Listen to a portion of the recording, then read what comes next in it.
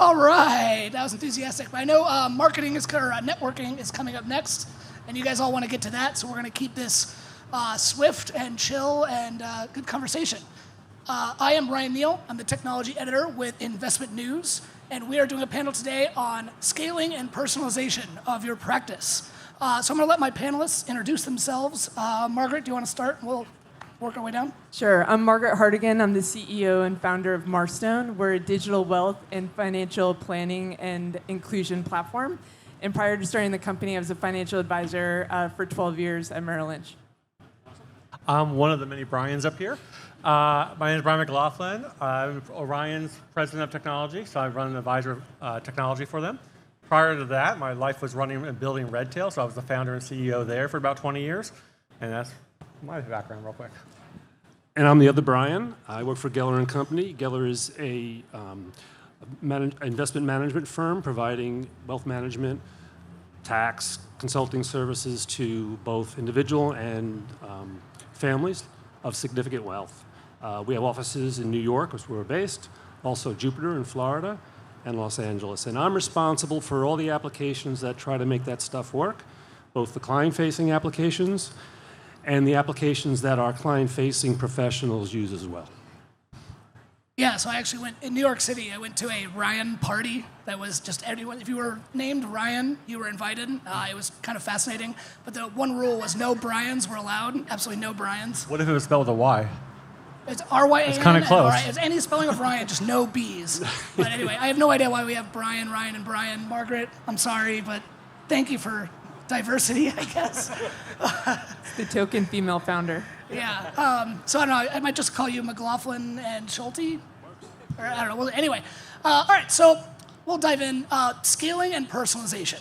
Now, I feel like for a long time, those ideas were at odds with each other, right? Like, if you wanted to make a really personalized practice in any business, not even just wealth management, if you wanted things to be very personalized, that kind of meant by nature you couldn't scale as much. And opposite, if you wanted to scale, you wanted to grow your business, that probably meant doing a little less personalization, a little more mass production, if you will. But today, that's something we hear over and over and over and over in wealth management is scaling and personalization. So how is that possible? Are those ideas at odds with each other, or can we do both at once? And I guess we'll start. Margaret, what are you guys thinking with the work you're doing at Marstone? So I actually left a successful practice in part because I thought there was such a huge opportunity for technology to complement any financial advisor's book of business. How many people are advisors in the crowd, may I ask? Oh, right on. I've been waiting for you guys to come around for a long time. But, so here's the deal. I mean, it's totally played out, right? But I mean, this wealth transference is happening. There's $84 trillion between now and 2045 that's in motion. There is no way our old business models of man-on-man combat can properly satisfy the needs of not only our current clients, that book of business, but also the people that are going to inherit it. You have to have technology, and as we all know, all of our practices plateau at a certain point. We either have to do M&A, we have to get junior clients, or we have to get technology. The discussion about personalization and scale, the question is it personalization of who? Is it the retail client, or is it me, the advisor? And I would say it's a combination of both, and I don't think we're talking about that enough. I think when you look for technology, it's like who is amplifying your brand? The clients are with you because of who you are. We heard earlier today that you are in the dream business. You help curate people's dreams. And how is that being articulated? Not only with the way you're meeting with clients and how you're speaking to them, but how's your medium? Every medium has to be an amplifier of who you are. Via AI and other things, it's easy for us to start getting aggregated information about the retail clients, but how are you going out to the marketplace and how are you telling your story, which is why you actually are in business the first place and why you have the referrals. I'm gonna skip over Brian for a sec because I'm gonna come back to what you just said. But I'd Which like one? to. Oh, Because if you do that I twice, messed it up it's like already. Uno, right? It reverses My back. goodness. No, there's not a planned joke. I swear. That was just bad. All right, we're going to skip McLaughlin, and we're going to go to Schulte.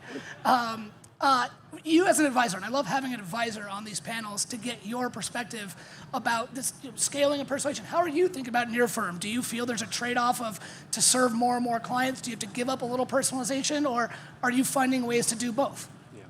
So it's interesting. I have a colleague who runs investment operations, and he has this term called standardized customization, which is what we're talking about. It's the headbutting of these two things. And in the ideal world, for scale, you're going to basically want to have a template, some sort of template for whichever service you're providing, whatever solution you're providing, and just roll with that. So we got a little smarter. We're saying, well, look, we have types of clients. So let's have at least a set of templates. Even if we're talking about templates around just the old-fashioned quarterly reports, there's some that want the detail at the back, there's some that want the detail at the front.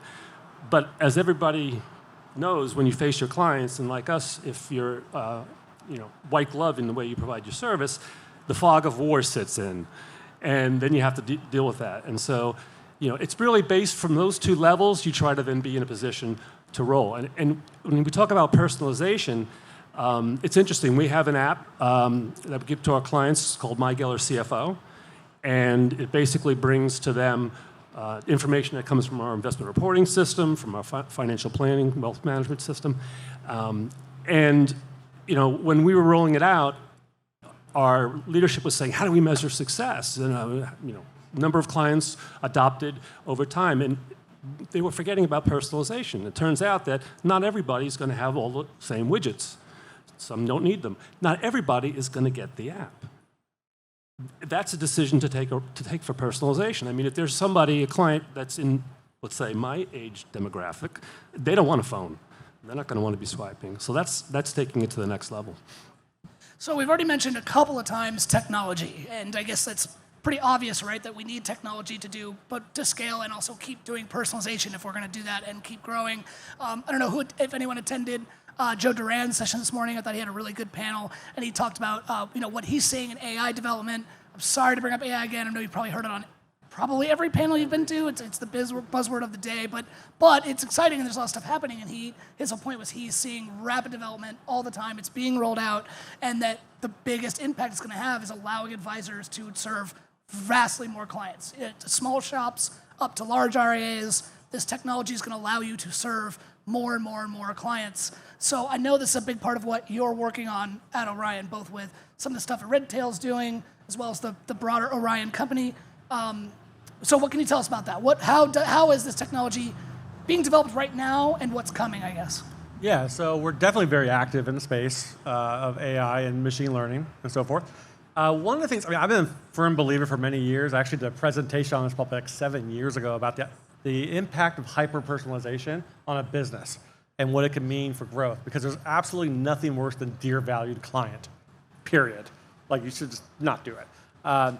And we showed examples of where when companies would add a little bit of personalization, something more fine-tuned to us, that their business could scale over 20% just from that, because you felt like they knew them. One of the things you and I talked about just a little bit earlier was how everything now in other businesses, not so much financial services, is being generated by AI. Like, I don't know if you've all seen it, but I've literally saw 2 totally different companies send me almost the identical personalized message, which you knew was AI. Oh, 100%, yeah. But it still felt like they kind of knew me, kind of. And that could become generic in our industry, and that's a challenge. So what we did with Redtail Speak, we added automatic prompting of replies based on the correspondence, based on the messaging going on. And we dealt immediately with the hallucination factor and started solving for that. But we also have someone being announced tomorrow by Eric and Daniel, and they're going to be talking about a new tool that uses AI for narratives. And it's actually really powerful. We had to do a lot of testing on this. To get a little bit more to your point of future stuff, as we continue to go in, one of the challenges we're seeing is that if we just leverage standard foundational models of AI, the basis of them, we're not going to get that personalization, and we risk the potential of personalizing for the wrong person accidentally, because you're working off a base of tens of thousands of advisors. So we're working now with some projects using AWS and some other partners to build custom localized AI models that basically allow us to take the data we have about the firms and load it into their custom AI, so that no matter what, you're going to be talking about your data, not everybody's data normalized. And that, to me, in this industry, is one of the biggest risks, because we deal with people's money. You get one little mistake, you're going to lose all credibility, period. And we got to do hyper-personalization, because that's what, of course, the new wealth transfer people want. They want to feel important and independent. And I'm not just part of the cog in the whole system of your business. So it's a really difficult challenge, but I think that's where we're seeing it. We're seeing, obviously, LLMs being built with asset managers, built with portfolio comparison tools, stuff like this. But they're all still very broadly generic. We got to get more focused. Yeah, and I like that point about using the internal data. I did a cover story for Investment News not too long ago, self-plug, but on AI and where it's at in the industry right now. And in my just personal take, the one I was really most impressed with was Morgan Stanley was doing some really interesting stuff. And a big part of their strategy is internal-only data, not having like a ChatGPT that scrubs the entire internet or is public-facing. It's using Morgan Stanley's own data, internal-facing for their advisors. And I think that is a big key. Well, what's right awesome there. is ChatGPT comes out that everybody just latched onto it. Heck, my parents latched onto it and started. Once they saw it, they're like, "Oh yeah, talking about history, talking about this, whatever." And it was great, but it brought so much awareness to other businesses to start launching and start figuring this out because we never actually had the resources, technology-wise, to do this at scale. The other part of it, we couldn't get to the high scale and build this for 100,000 advisors. Individually, it would cost way too much money, too much time, whatever. But that has changed radically since ChatGPT opened up because so many people get in the game now. Well, I was just going to say, I think you're exactly right. I think James Gorman and what he's doing with Morgan Stanley, but they actually started training that AI machine learning in 2018. So that's telling you how long certain people have been working at it. And I think for this audience is, look, everyone has limited time, everyone has limited resources, and how are they going to incorporate it in a meaningful way into their practice? Because you hit on the point of risk aversion and making a mistake with AI. I think it's really important that whatever you use has serious guardrails, too, that they are reliant on us as partners to make sure that we're employing those safety bags. Yeah, and another concern that I wonder about, and I promise we'll move on from AI quickly, but I want to get your take on this is, say, I think like some digital marketing companies out there, if they had their perfect world, every advisor signed on to use their AI-generated content thing, right? But we all see it in our own life, and your clients are seeing it in their own lives and in their job. They're having to wonder, is this an authentic report, or did my employee use AI to generate this? We're all having these now internal debates. We're thinking about it. So if you're using AI to write all of your client outreach, are they going to think, hey, did my advisor actually wrote this and personalized his email for me? Or are they going to wonder, are they just using AI to write to me? And do clients care? Maybe they don't. But if your value is a white glove service customized to your high net worth clients, they might not be too stoked on AI-generated emails. So I'd love to get your take on this and what your firm, how you guys are thinking through deploying some of this technology or not for your clients. Yeah. Well, with us, our RIA happens to have a fairly robust technology group, and I don't know if that's the same with other RIAs here at the festival. So it's fortunate. We do some of our own internal development. We also are using best-of-breed packages as well. So what we're doing is, short answer, R&D. First, typical of our security posture, we are running vendor risk assessment on OpenAI right now, because if we're going to be putting client data in somebody's cloud, in an AI engine, we want to know how secure that is. And we're very, very meticulous about that. And we annoy a lot of vendors with the way we do our vendor risk assessment. And so that's number one. So the second thing we're going to do is, assuming we get past that, is we're going to, as an IT shop, eat our own dog food. We have about 10, 15 years worth of incident data, internal IT incident data, that we can mine. And we're very bad at dispatching when we get a help desk call. It takes time. It sometimes lags in queues. So what we're going to do is, I know ServiceNow is, I'm sure, going to be doing this sometime. They may beat us to it, but it doesn't matter because we'll get to do it. We'll get to try to make ourselves more efficient, and we'll get our hands dirty. Great. All right, well, speaking of time and efficiency, let's move on from AI because I'm kind of sick of talking about it and hearing about it. So I don't know. But what other impediments or obstacles are advisors facing when we're talking about this idea of scaling their business and keeping personalization or more personalization for their clients? What are the impediments that firms are facing right now or obstacles to accomplishing that?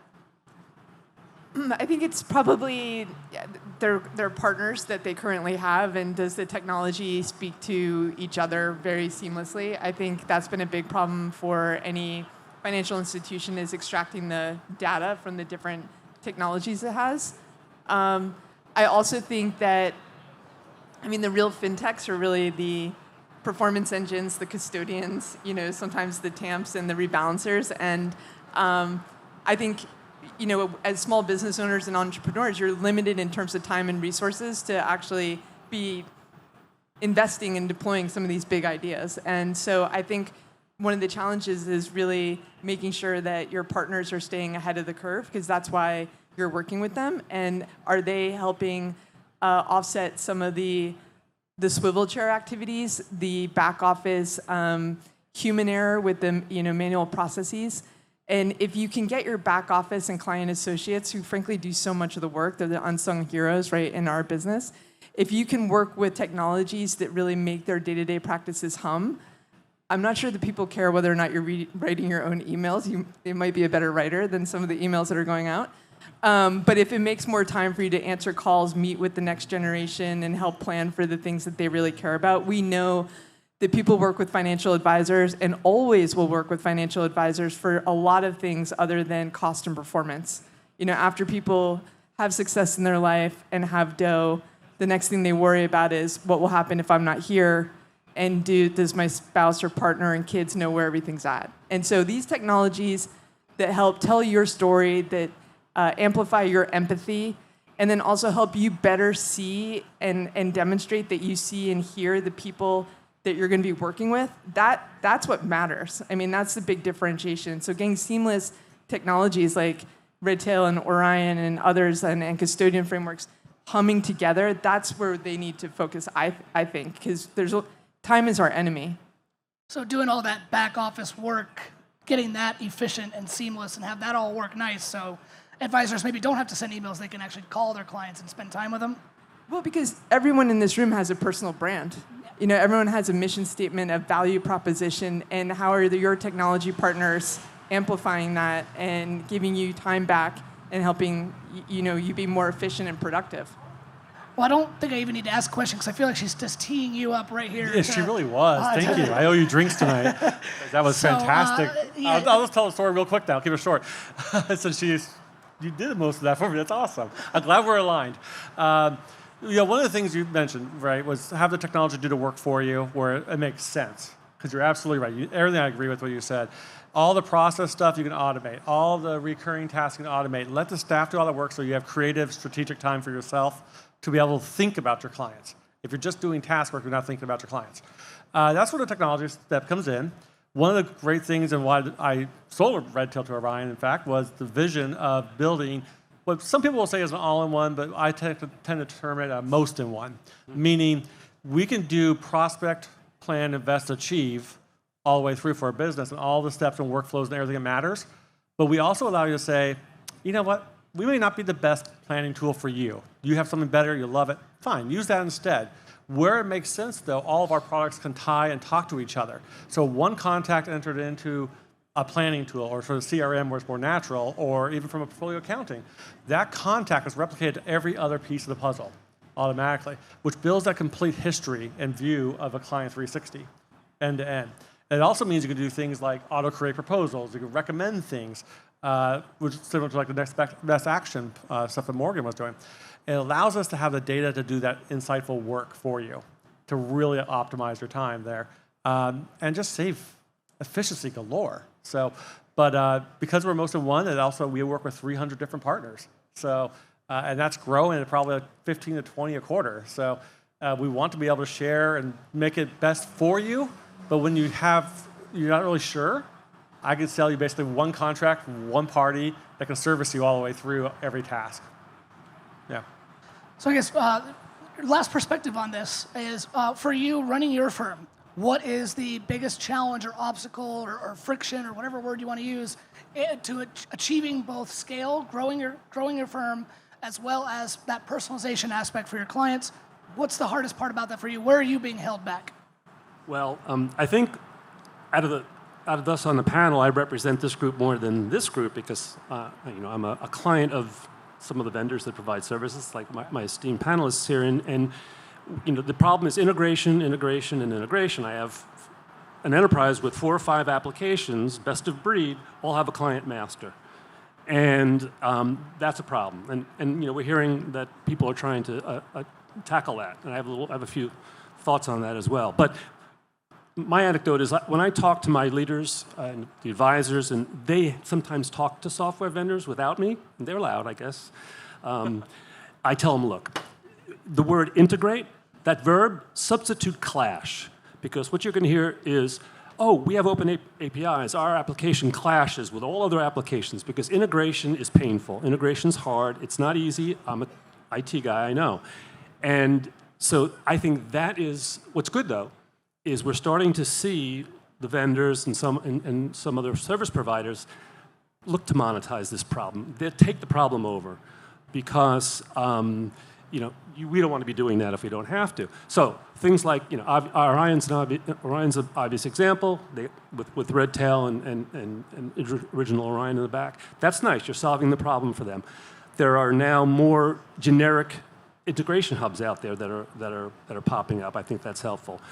Geller is part of the Dynasty Financial Network. We're one of the network members. Dynasty is making great strides in developing an ecosystem for their members to be able to solve this problem and have a one-stop shop of the analytical capabilities of the data that these clients have. And finally, you're seeing some other more niche vendors popping up that are integration hubs that are very specific to fintech. I think that's good. I think there's things you'll see in the next year or two, and then I think there will be an inflection point maybe later on when companies start adopting newer technology. The technology companies, we talked a little bit about it before, knowledge graphs and even semantic technology is something that could really start to help the integration problem. I guess this is kind of an open question. We only have a few minutes left, and we're going to try to end right on time, if not a little bit early, because I know you guys got a lot of stuff that you're looking forward to after this.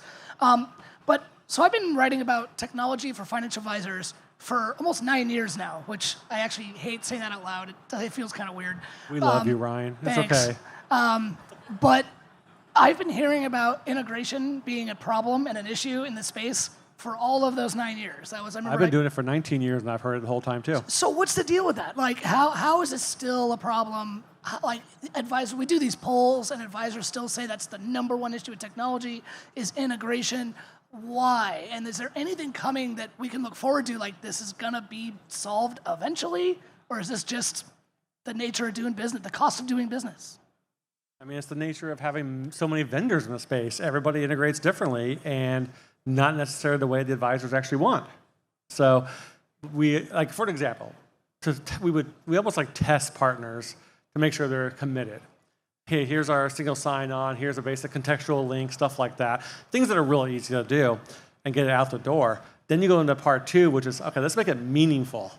Because that's great that you can just single log in, but so can my Dashlane password keeper. So I don't need it. And we get into meaningful stuff, it's about sharing contextual data and sharing it 2 ways so that they know what's going on, we know what's going on with the client data being shared between both places. And when you get into that, you're just dealing with tons of different tech stacks. You're dealing with different hurdles than just timing. There's, a million issues out there. There's no standardization, really. I mean, the other thing we always talked about was the definition of a household. That has literally been on my plate for 20 years, and I think we're getting closer and closer to solving it, but that's a massive challenge. And we have to get everybody to agree on one model. And until they do, it's just not going to work. I don't know that it ever goes away on a certain level. I think one thing that's going to change it is conferences like this that are diverse by nature. They're actually focused on you and your needs. I think typically the conferences are sponsored by one big custodian or one big CRM or TAMP, and so you get a view of the world through their eyes, which has a bias towards it. I think this one is creating a lot of really interesting challenges and cross discussion. At the end of the day, I feel like the technology is a little bit of the sausage factory. It's like, again, it's all about the talent, which is the advisor and what they do. And I think that oftentimes we get overly focused on that individual widgets.